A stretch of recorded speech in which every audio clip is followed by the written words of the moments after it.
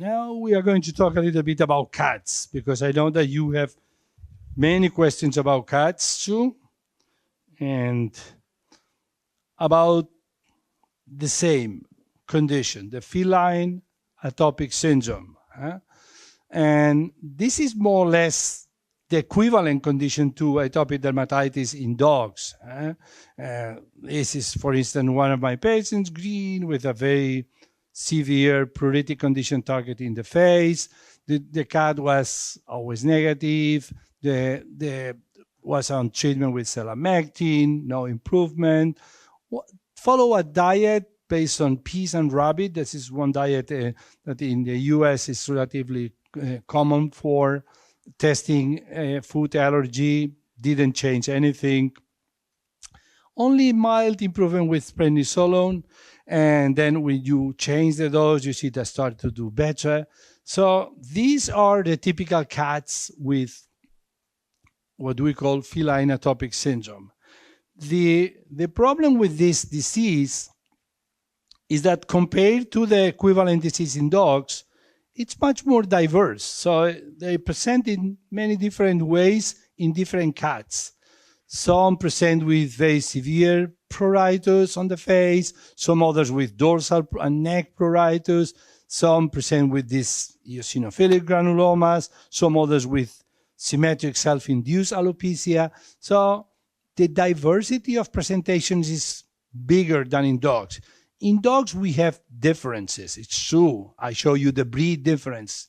But in cats, the presentation of the feline atopic dermatitis, or now called feline atopic syndrome or feline atopic cutaneous syndrome, is much more diverse. And we don't know so much about the pathogenesis of this condition. Everything that I explain to my students or to dermatologists is based on data from dogs or from humans. We suspect that there are also antibodies against environmental allergens. We know that incidence is high, but we don't know exactly how high it is. We don't know about breed predisposition. You know that this in cats is much more difficult. We suspect that there is a genetic background of the condition, because it has been reported that in some litter, many cats had the condition. One case was clearly published in 2001. So we suspect that it's similar. It's a kind of allergy, young cats, genetic background, but we don't know all the details of this condition, to be honest to you. Another difference with dogs is that the big majority of dogs begin with atopic dermatitis when they are young, 90%, between 6 months and 3-4 years of age. In cats, this is true for 75% of cats. But then we see a weird group of cats that has not been examined in detail, but about 1/3, 1/4, or 1/5 of the cases, they start to present clinical signs when they are relatively old, when they are 9, 10. And when you talk to the owners and say, but this itching was present years ago, say, no, never. That's something new, and the cat is 10 or 9. So, but this has been clearly identified and reported. We don't know why, if this is a change in the environment or in the immune response of the cats. The allergens that have been identified in cats are more or less the same. So many mites, in many cases, dermatophagoides farini is the main allergen, but also food and storage mites and pollens in some areas are very important. Pollens are much more seasonal, so depending when you test the cat, you will detect more pollens or not. And remember that some are also allergic to food proteins. So in some cats, again, have the two allergies combined. I'm going to skip that one. The mechanism of the allergy is exactly the same: an allergic reaction in the skin. The free endings of nerves send the signal to the brain using the spinothalamic tract and doing a neural change in the thalamus, and then it's the brain that itches. So I always say to my students, it's not the skin, it's the brain that itches. No? But this is similar, and this has been explored a little bit in cats. If we want to look at the clinical aspects before going to treatment, you know well that cats with atopic dermatitis can present with the 4 classic manifestations: face and neck pruritus, miliary dermatitis, symmetric self-induced alopecia, or eosinophilic dermatitis. The facial pruritus is a very common one. And dogs, there are cats that scratch the face, typically the neck, the ears, and that they cause excoriations, ulcers, and cross, in many cases infected. There are cats like this one, with the rest of the body is more or less okay, but they cause these excoriations. The excoriations, you know, this is a erosion or ulcer self-induced, and here on this area, or more severe like this one. There are cats that when they have time, in some cases in the privacy, they go to a secret site and they start to scratch the face desperately, or like this one with very severe pruritus. In some cases, the neck is an area typically affected, so they are cats with very, very bad reactions. And another presentation that is less common, but we see with atopic dermatitis in cats or feline atopic syndrome, is a miliary dermatitis that you know is a papulocrostose reaction that affects typically the neck and the dorsal trunk. And there are cats like this one, and this is a cat that you see the hairs here are not completely normal. The face is perfect, legs and tail too, but when you look here at the dorsum, you see this type of tiny papules with crusts all over the dorsum. It's true that this presentation, miliary dermatitis, is very common with flea allergy dermatitis in cats, but some atopic cats also present with this. Then we see many cats with symmetric self-induced alopecia. This is a classic presentation of the atopic cat. I would say the most common one is the face, and then this self-induced alopecia. There are cats that symmetrically barber different parts of the body. They shave different parts of the body. If we are very strict as dermatologists, we say, this is not really alopecia. It looks like alopecia, but the hairs are there, only that are very short because they are just shaving this with the licking.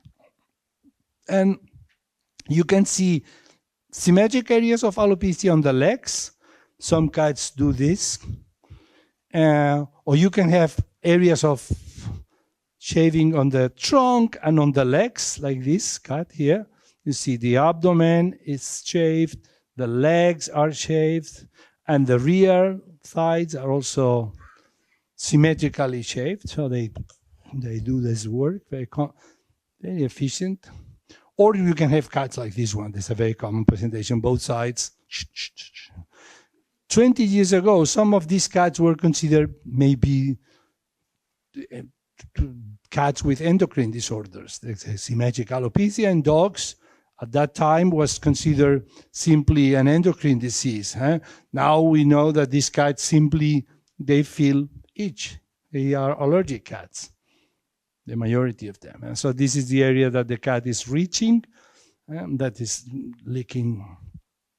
And then we know that there is a percentage of cats that they present lesions of eosinophilic granuloma complex, either the classic eosinophilic granuloma, linear granuloma on the posterior thighs, or eosinophilic plaques on the abdomen and groins, or the indolent ulcer on the lips. I think that you know this condition. This is the classic eosinophilic granuloma of the tongue we see in allergic cats. These are the beautiful plaques on the abdomen. They are exudative, erythematous and exudative plaques located on this area of the abdomen. When you look closer, they are raised plaques that are very exudative.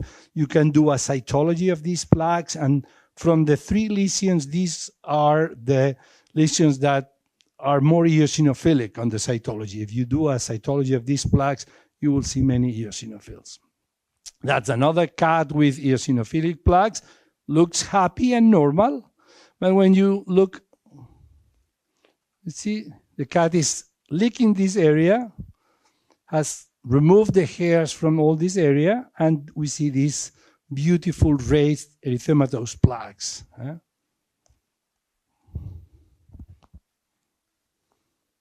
And when you simply do a cytology of these plaques, you see this. Many eosinophils, beautiful feline eosinophils. Okay?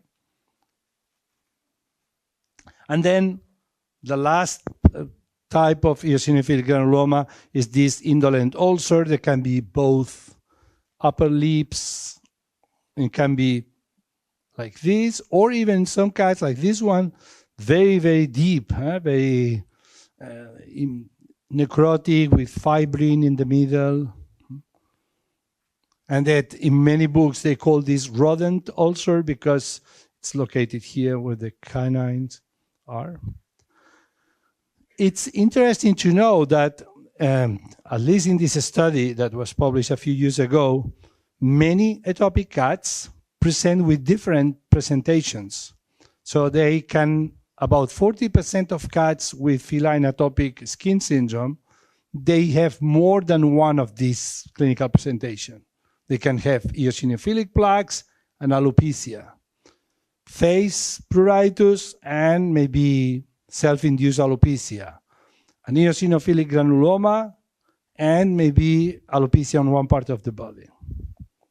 I don't know why I have this noise all the time. Crack, crack.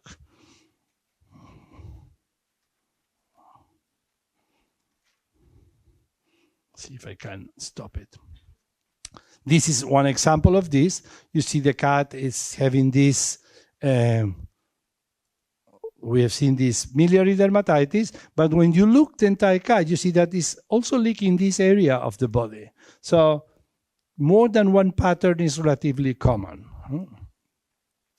And also we know that in dogs, these cats with atopic dermatitis, they can present with some other clinical signs. About 40% in 2 studies, they presented some GI signs. Some can have sneezing and respiratory signs. Although there has been several studies trying to connect asthma in cats that you know is very frequent with atopic dermatitis. A clear connection has not been established. In children, it's well known that there is this atopic march, that children start with having atopic dermatitis and at the end they have asthma. But in cats, the connection between atopic dermatitis, inflammation of the skin, and pruritus, and asthma is not clear. So many dogs with asthma do not have previously signs of atopic dermatitis. But it's true that some cats can have more than simply skin issues. They present with respiratory issues, with a lot of respiratory distress, especially those with a lot of inflammation on the face. Interestingly, in cats, these presentations of facial pruritus, miliary dermatitis, eosinophilic granuloma can be consequence of 3 different diseases: flea bite hypersensitivity, food-induced hypersensitivity, and atopic dermatitis. So the 3 allergies, they can present exactly the same. So we do not have a way clinically to say this looks more like flea allergy or atopic dermatitis or food allergy. In dogs, it's easier because flea allergy dermatitis tend to be more dorsal-lumbar or inguinal, almost never targets the face. So at least fleas can be separate, and food and atopic dermatitis, they look similar. But in cats, the 3, they can look exactly the same. So the only way to diagnose a feline atopic dermatitis, it's doing a diagnostic protocol. So simply, like we did in dogs, begin ruling out infections and parasitic diseases, notohedric mange, otocariasis if the cat is scratching the face, Klebsiella, if it's dorsal, for instance, the miliary dermatitis, demodicosis, and we will do skin scraping, Scotch tape test, even consider Woods lamp or fungal culture if there are miliary lesions. And we will begin a treatment for ectoparasites in any case of a cat with each or one of these lesions. And then once the parasites and infectious diseases has been ruled out, we will move to discuss the allergic dermatitis. We will try to be sure that there are no fleas and the cat is on good flea treatment. And then we'll do a food trial to rule out food intolerance or allergy. And it's the same that we have discussed previously, 8 weeks of very strict diet. In cats, this is even more difficult to do than in dogs, because in some cases you have several cats in the house, they go outside and eat different food, or they hunt. So if the owner is not going to do a good trial, skip this, because it's a waste of time to try to do a food trial if the cat is eating everywhere, going outside, eating garbage from the neighbor, doing dog food, because we don't know if the food it's part of the problem or not. So we have to accept that cats are difficult to manage, and then we don't need to ask things that are impossible. There are people that have 4 cats in the house and they're eating different things. And there are cats that are food allergic, and in some cases, if you do the good trial, you will be able to detect them. This is one of my patients, the American patient, and this, for instance, was allergic to tuna fish, and there was clearly, every time that the cat was exposed to the cans with tuna fish, developed this rash on the face. But this is not very common. There are many cats that are, many more that are environmental allergic with some tiny food component. So when you have ruled out food allergy, then you are allowed to diagnose feline atopic syndrome. And then you need to begin a treatment. In cats, it's a little bit different than in dogs. We have some things in common. The first one is that we need to prepare a long-term strategy. They need to be always on good parasite control. They need to eat a high-quality diet. If possible, some of the diets that we have for allergic cats.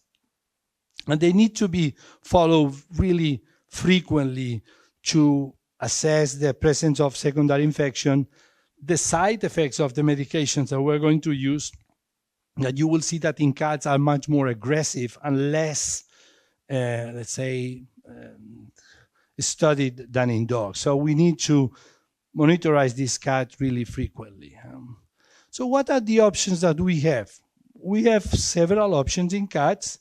The problem is that only 2 of the options have been really well validated with randomized control studies. There are some other options that are also good. There are publications for these options, but still we lack very good evidence of the, say, efficacy and safety of these medications. So we will talk about all these treatments. So glucocorticoids is the easiest one. They are relatively effective and really fast. The problem are the adverse effects. You know that they can have cardiac issues. They can cause diabetes on the mid and long term. They can cause immune suppression. So in general, on the short term, they are safe, but they are difficult to be used on the long term. Remember that in cats, we do not use prednisone. So many cats, about 40% of cats, probably more, they are not able to change or to transform prednisone in prednisolone. You know that prednisone is not the effective drug. It's only a prodrug. Needs to be changed by hydroxylation here and this carbon here to prednisolone, that is really the effective medication. We humans and dogs do this hydroxylation very easily. and therefore in humans, prednisone is the drug that is used, cheap and convenient. The same in dogs. But many cats fail to do this change. And then if you give prednisone, some cats do not respond well. So we always use prednisolone. And if prednisolone is not the drug that works, then we try these other options. The dose and choose the election of a steroid has been published and studied very well by this paper by Evagans in California, and the dose is very well established. So for allergic cats, this is doses for allergy. The option is to use prednisolone of 1.5. I usually start 1.2, 1.3 milligrams per kilogram of prednisolone. If you use methylprednisolone, Urbazone in many countries, that's absolutely okay and fine. It's less mineralocorticoid effect, and you can reduce about 20% the dose. So methylprednisolone is about 20% more powerful than prednisolone.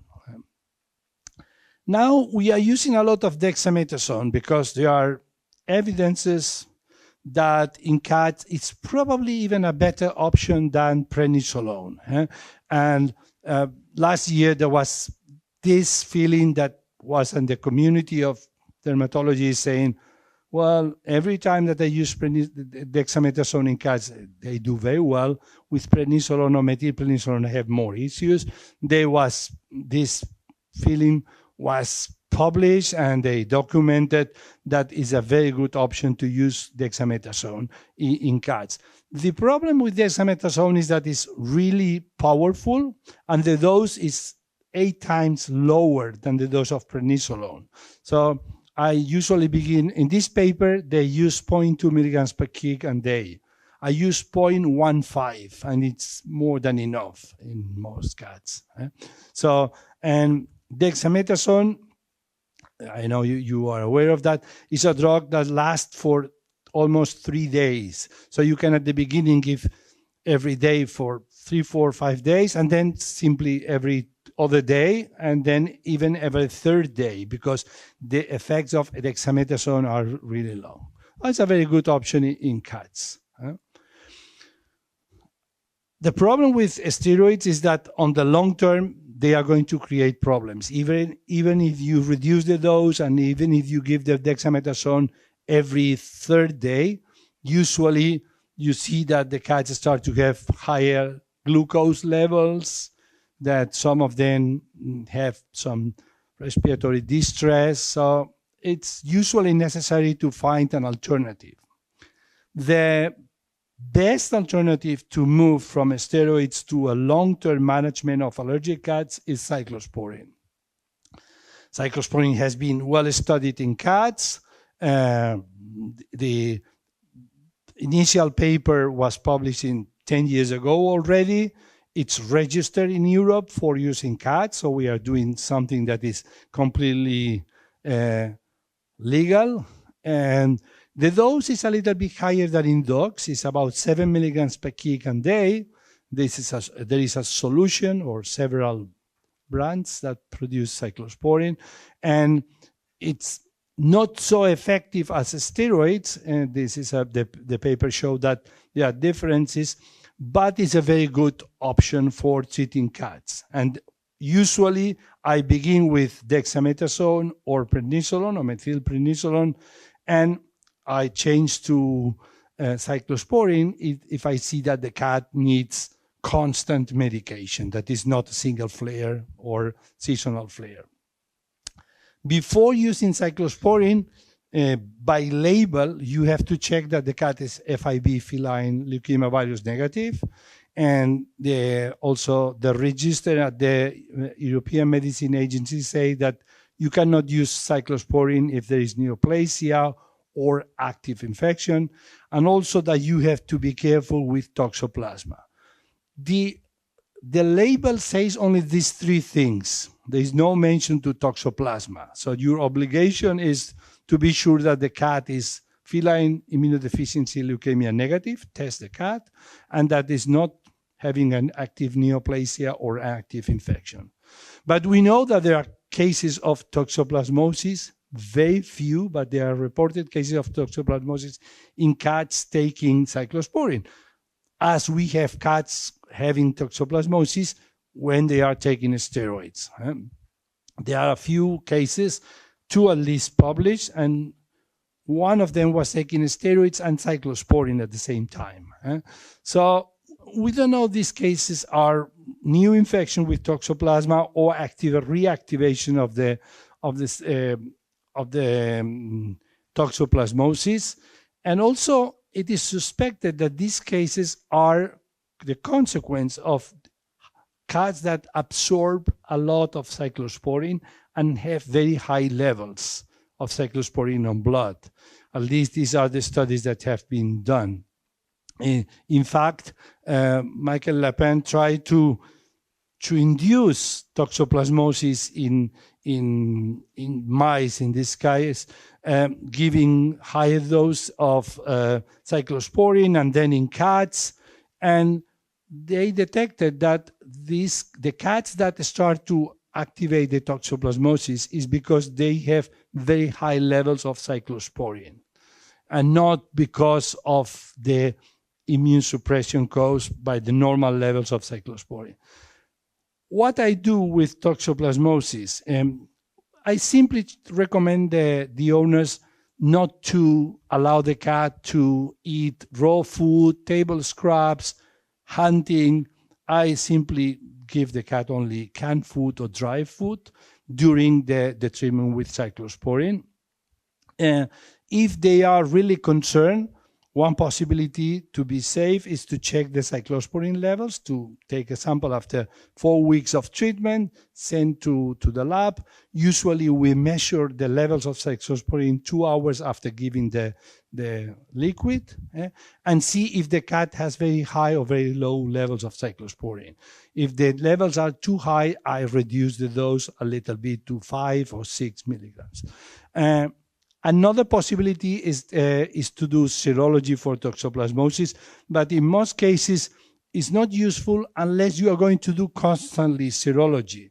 Because if you do a single serology, if the cat is with high levels, you know that it's infected and can be reactivated.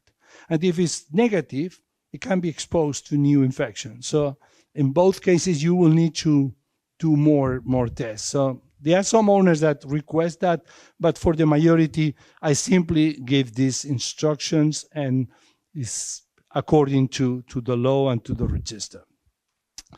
I begin with 7 milligrams per kg every day, always with food. You can give cyclosporine to cats in 2 different ways. You can mix in the food and give it to the cat. Some cats eat that. You don't have to mix it in the presence of the cat because they are very smart, and they say that you are doing something to the food, and they say, I don't like this. Well, what are you doing with my food? I will not eat that.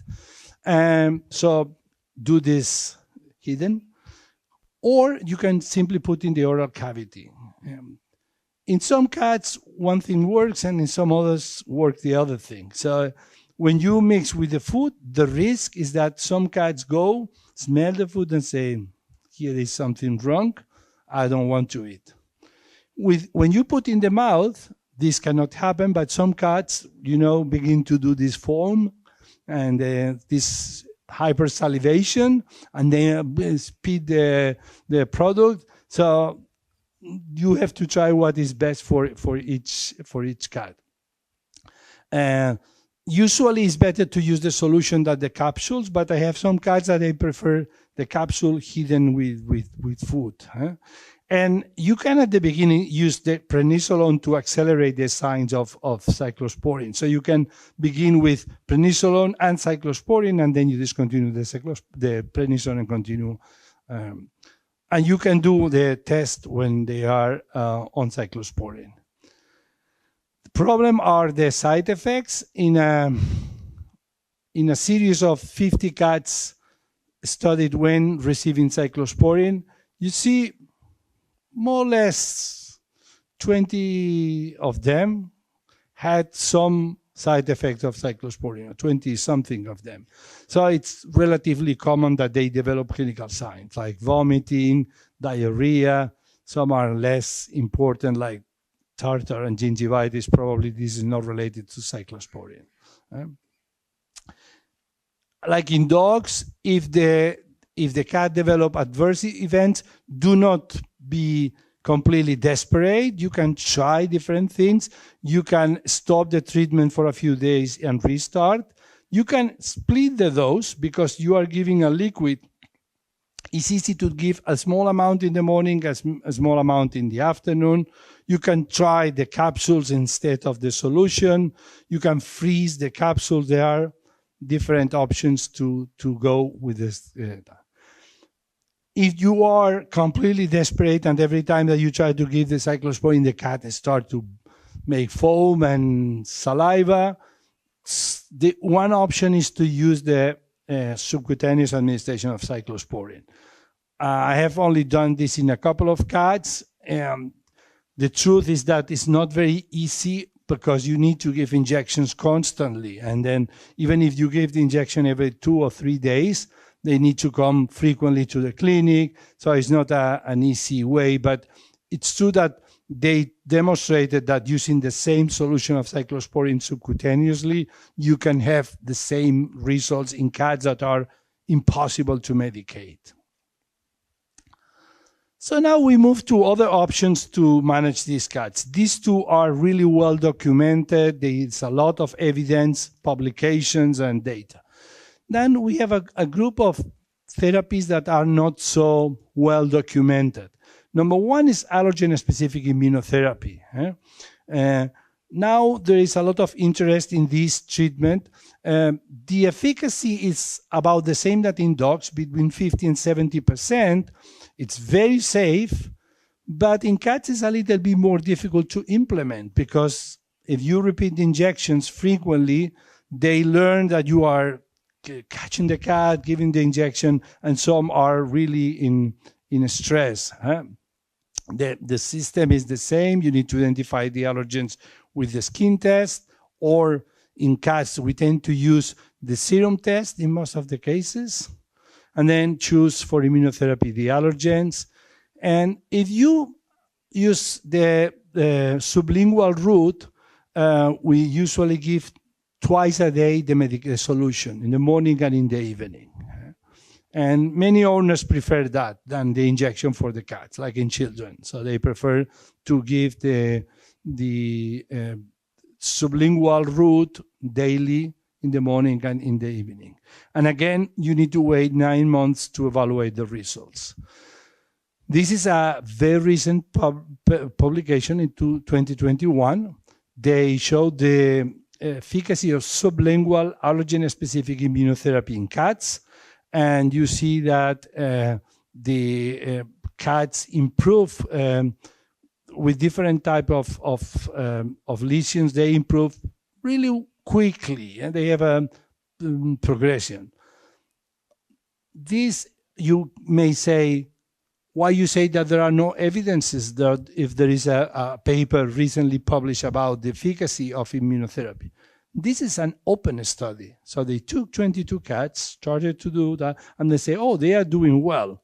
But there was not a control group.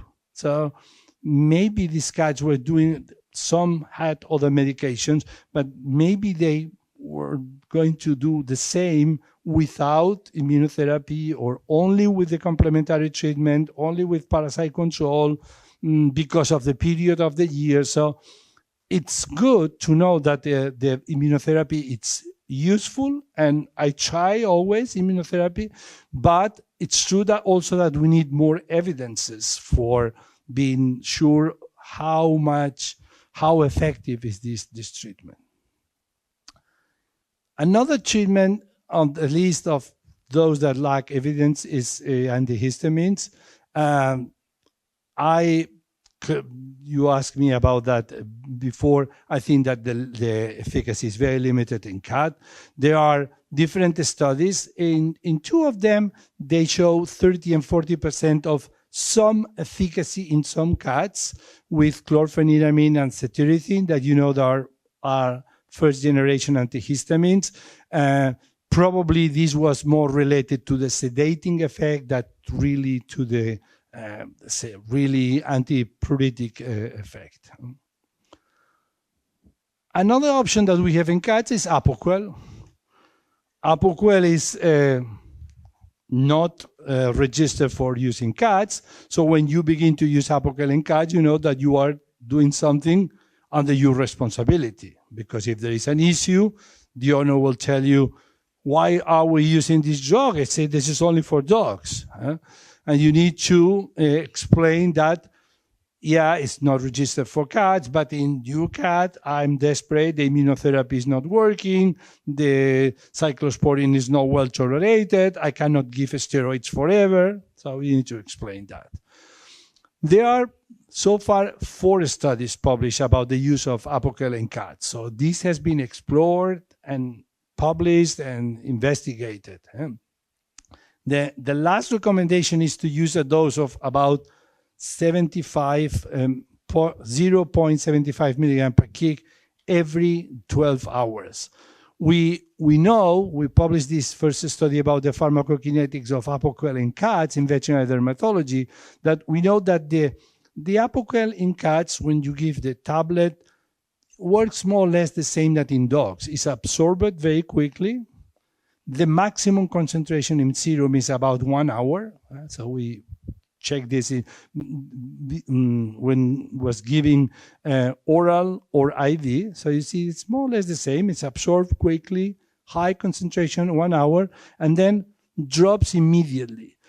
If the levels are below this 100 here, concentration nanogram per ml, the Apoquel is not effective. And this happens relatively quickly, before 10 hours in cats. So we are quickly below levels.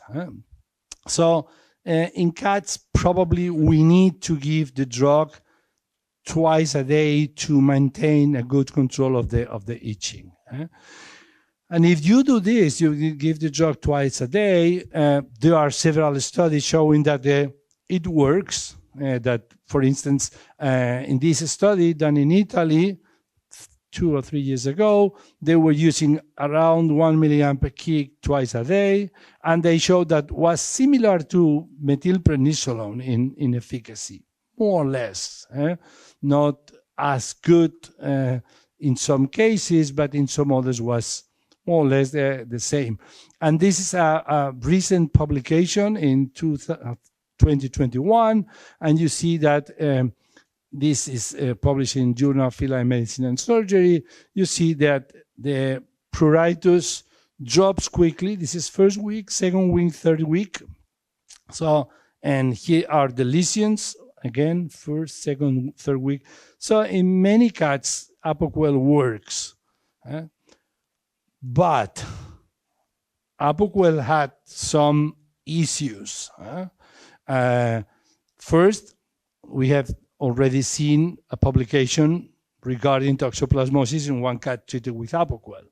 In this case, the problem for the vet is higher because the owner will ask you, and why are you giving Apoquel to my cat if it's clearly not registered for cats? So you can be in a more difficult situation. Also, in the last European meeting of dermatology that was 1 month ago in Porto, there was a session one afternoon devoted to Apoquel in cats, different discussions.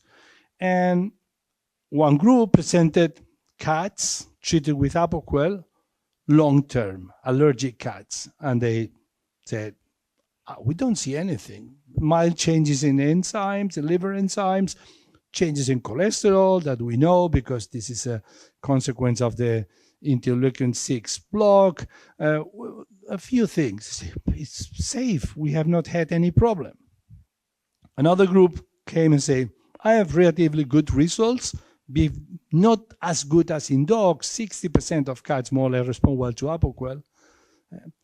And then there came people from Zoetis and they say, well, I know what you think, I know your data, but we are not going to register Apoquel for cats because our studies are not completely, let's say, reassuring that this is safe. We still have some doubts about the safety.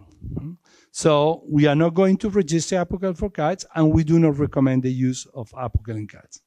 So this is the current situation very recently.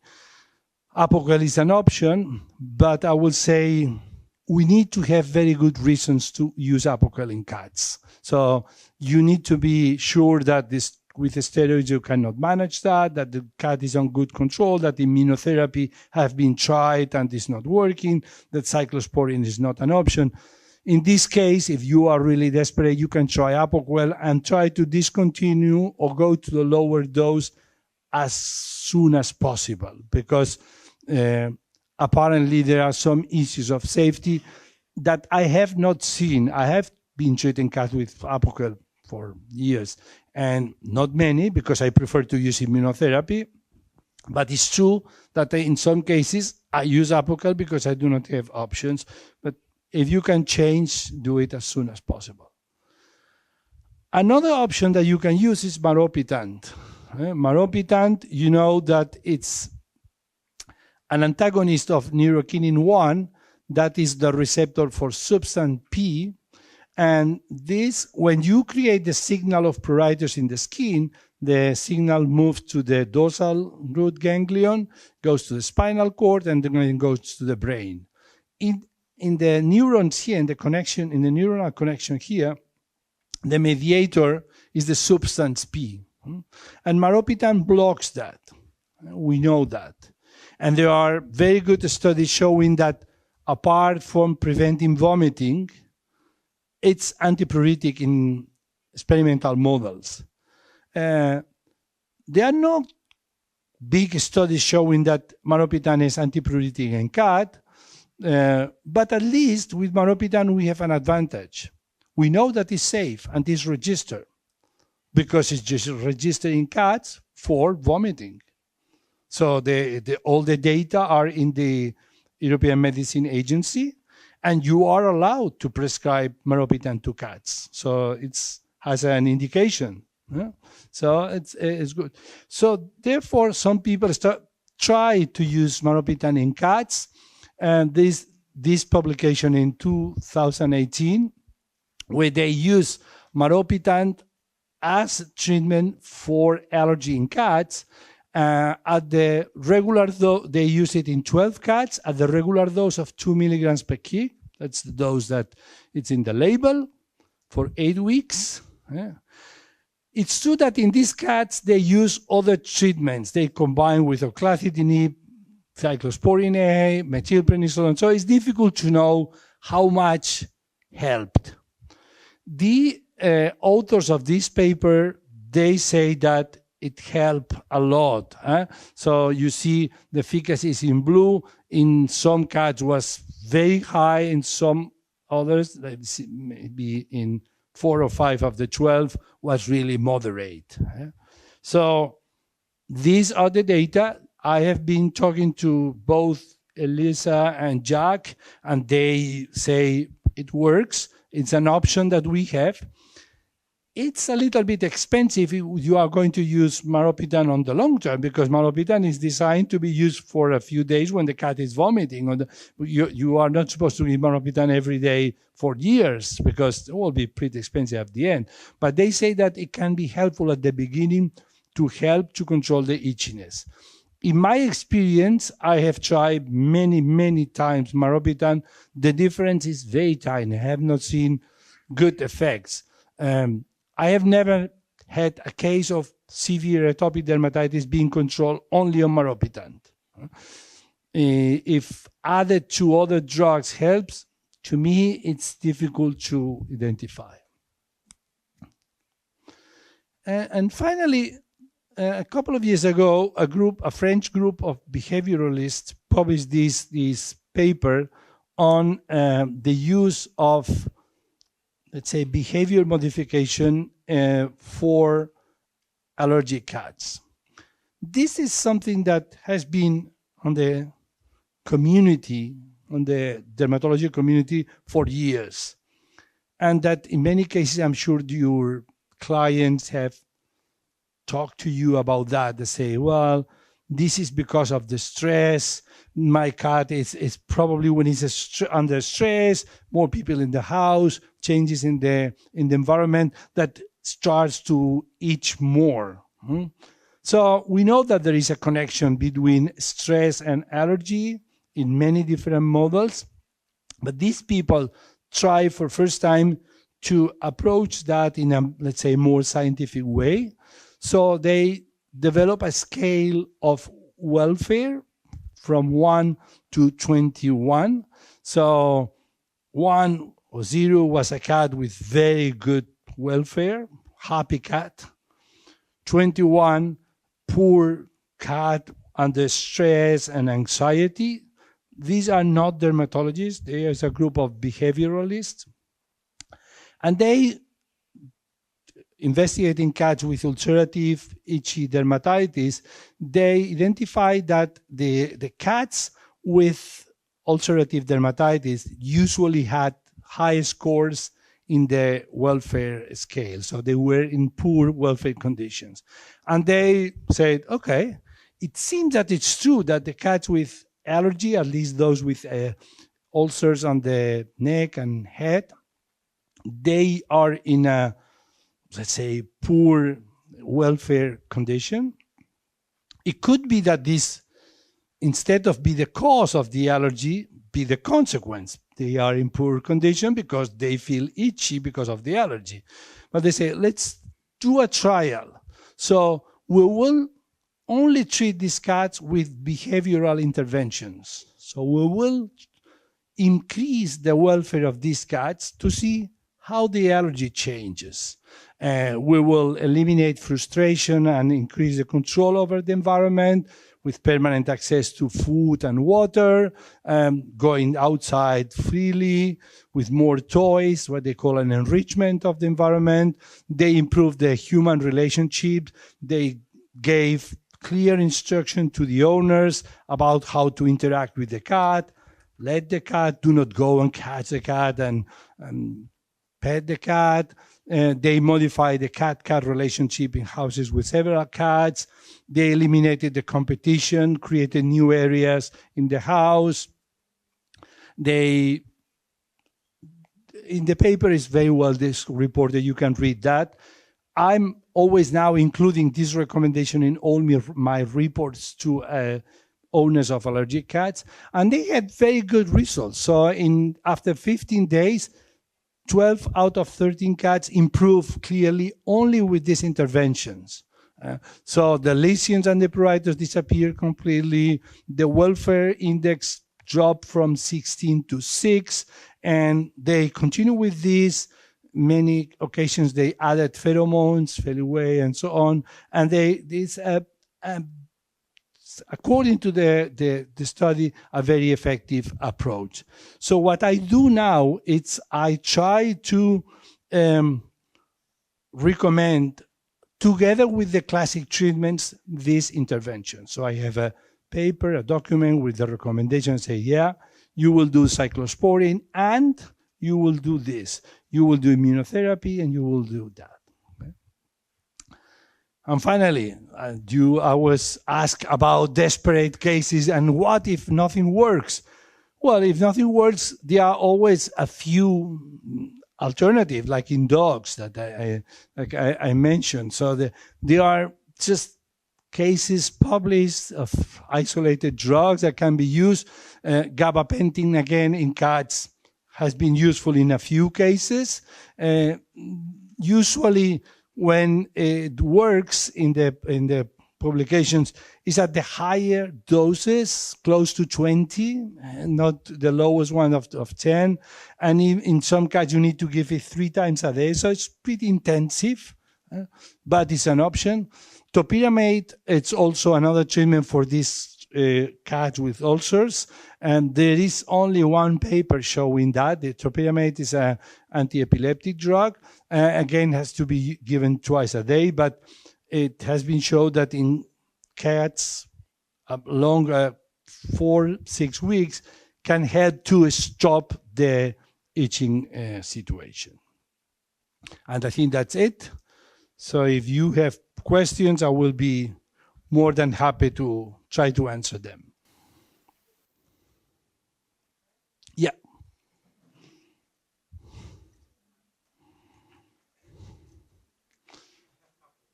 Good. Microphone.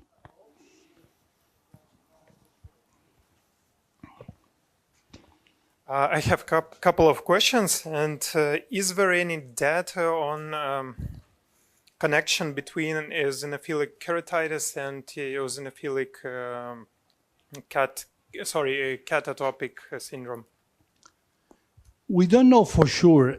What we know is that there is a predisposition to develop eosinophilic reaction in some cats. And this is genetic and is related to interleukin-5. So we know that there are cats that tend to have more eosinophilic reaction, eosinophilic keratitis, eosinophilic dermatitis, eosinophilic granulomas.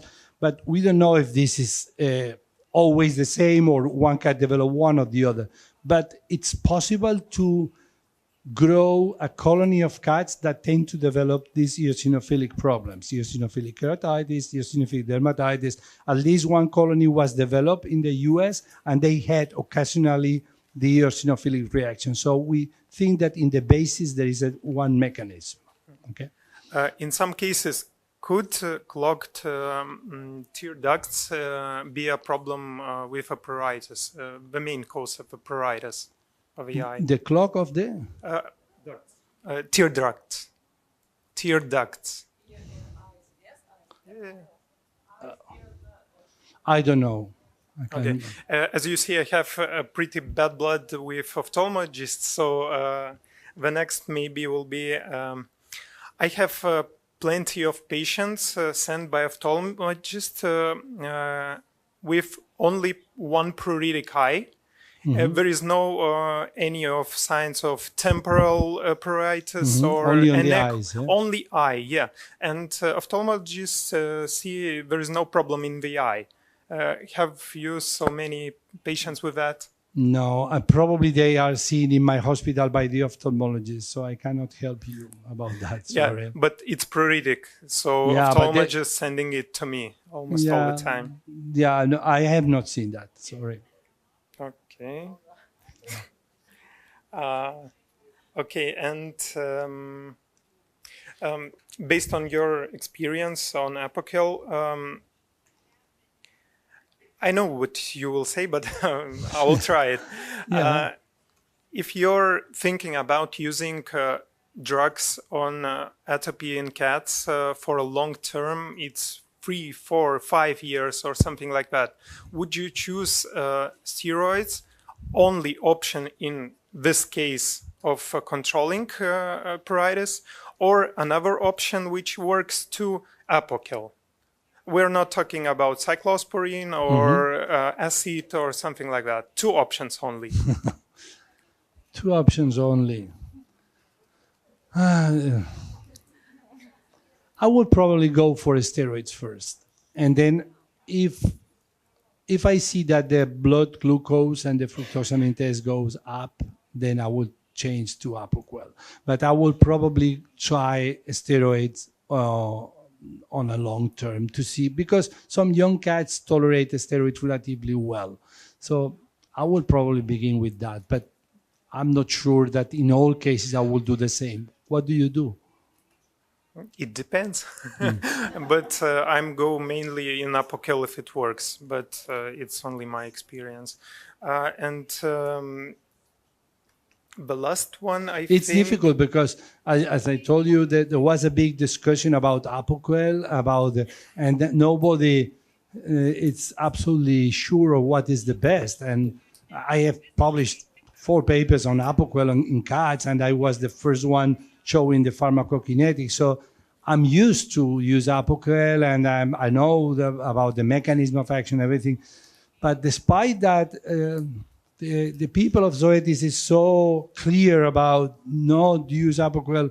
It was difficult because they say to us something like, don't use it. And say, why? I have not seen anything. I have been using cats. People present, they say, don't do that. Believe me. And then it's difficult because they don't give all the information. They don't tell you, we have seen this, and then you can assess the importance of that and answer your question if I prefer the steroids or Apoquel based on data. But I have to base my decision on the comment, not on the data, what they told us. And what is the optimal blood check examination cylinder? Or what I do with Apoquel in cats, it's the effects that we expect to see, the adverse effect that we expect to see in cats are two.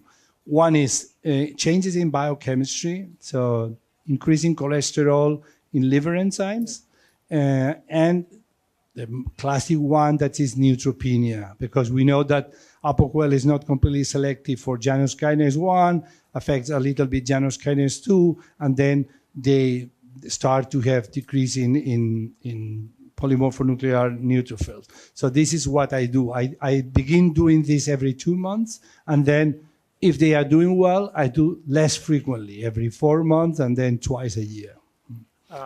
I see often anemia in dogs, but never in cats. No, in dogs we see anemia and neutropenia. What we see in dogs, when I began to use Apoquel in 2013 in the US, we didn't have so much information as now we have. So I was scared using this dog on the long term. Zoetis said, you don't need to do blood work, it's safe. We have done this, but because it was new, I did many blood works every month or every 2 months to all the dogs, 10 years ago or 9 years ago. And what I saw is that in some dogs, they don't drop to the area of anemia to call it really anemic. But if you begin with 8 million, after 6 months it's in 6 million. It's still within the range, but you see that something is changing. And the same with neutrophils. You begin a dog with 5,000 and say, okay, good, fantastic. And after the 2 months, it's 4,500. And after 6 months, it's 4,200. And after 1 year, it's 3,200. Above 3,000, it's normal, but you see some effect. And probably what happens is some specific dogs or cats are more sensitive, and they start dropping a bit, they drop like this. This is the anemia that you say that you have seen. And in this case, you change the drug, or you are making a pause? No, if you are within the limit and one control, I usually continue, because changing drugs in a atopic patient that is well controlled is always a risk.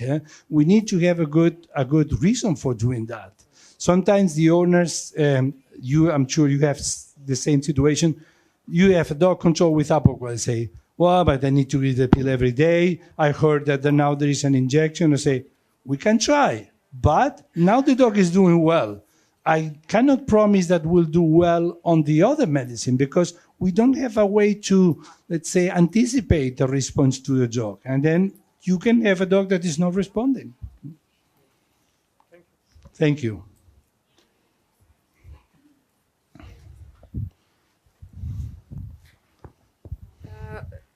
In the same topic about the stress of cats, and really I would like to do a little interpretation of colleagues' question.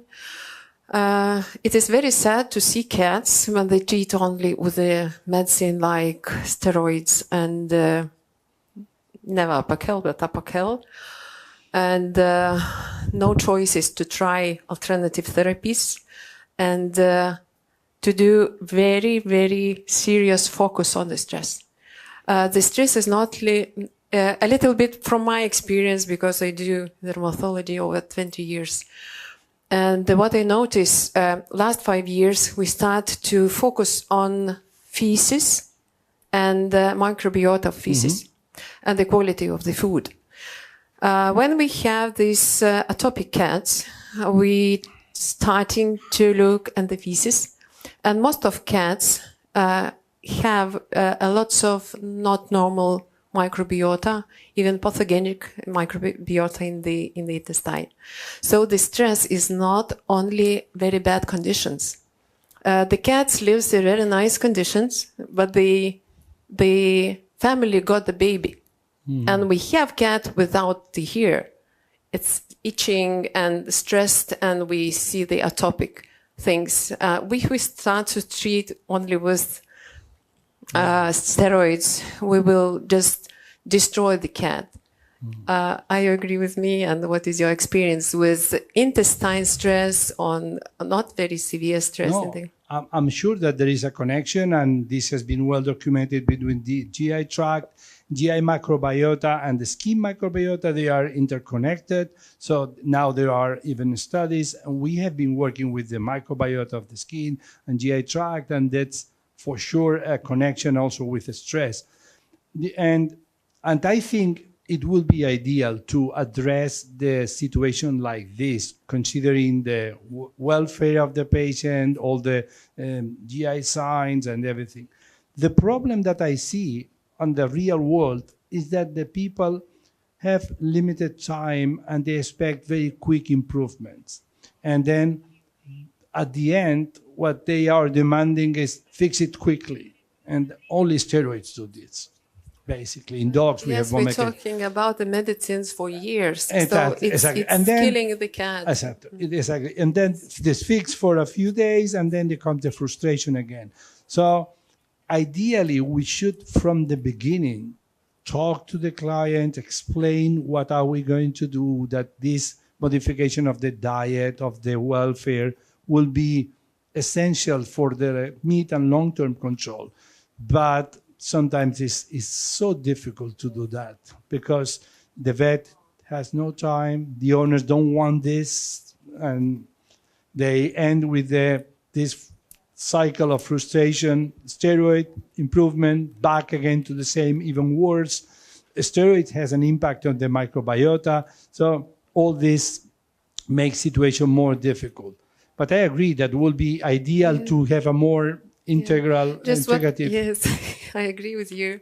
And the experience is that I've got several cats was treated 2 years with steroids. We fixed it in 1 month. Yeah. Without reversing, just we check the feces, put on the medicine, and it disappears. So it's it's not mean that it's a lot of explanation or just changing no, I told you, in every cat that we make the medication, I include a part of the treatment, say, welfare recommendation, because many people do not know how to treat a cat. They think that are like dogs, they catch the cat, they try that. We know that this creates stress to cats, that they need to be free, decide. So there are very numerous recommendations for increasing the welfare, the food. If they do this, if they follow my recommendation or not, I don't know. Depends. There are people that are really focused on the cat and some others do not. Any other question before the break? No? Aš norėčiau 2 klausimus užduoti. Pirma, ar nepastebėjot? Pirmas klausimas norėjau paklausti, ar nepastebėjot, kad omega-3 šunims kai kada sukelia dar didesnį alergiją nei prieš tai buvo, o katėms atvirkščiai padeda? No, I cannot tell you that I have seen that. It's difficult to assess the efficacy of the omega-3 because usually we use this in combination with other drugs. So at least I have not seen a difference between dogs and cats on that. Not me. Ir dar vienas klausimas būtent dėl paveikslėlių, ten kur katė 24 piešinys, foto. Dažniausiai tokios katės būna 5-6 metų, dabar jos atjaunėjo 4 ir kažkur 10 metų jiems dažniausiai būna, mano pastebėjimas, inkstų nepakankamumas. Ar pas jūs tokia teorija surišama, ar jūs nesurišat, kad čia yra tik alergija ir atopija? Kraujo tyrimai prieš tai neparodo ilgą laiką. Diagnozė išryškėjo už 5-6 metų.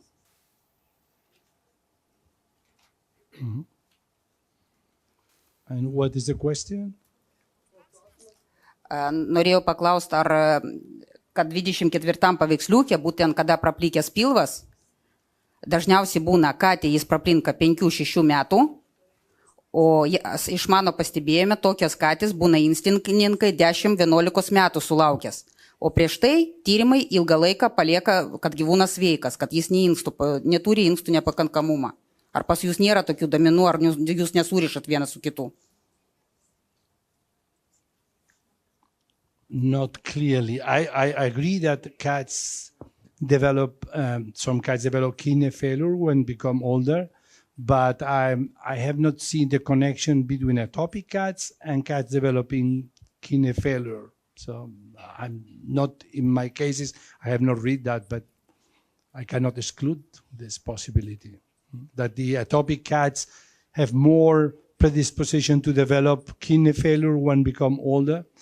I have not seen the data, but I cannot say no. I don't know.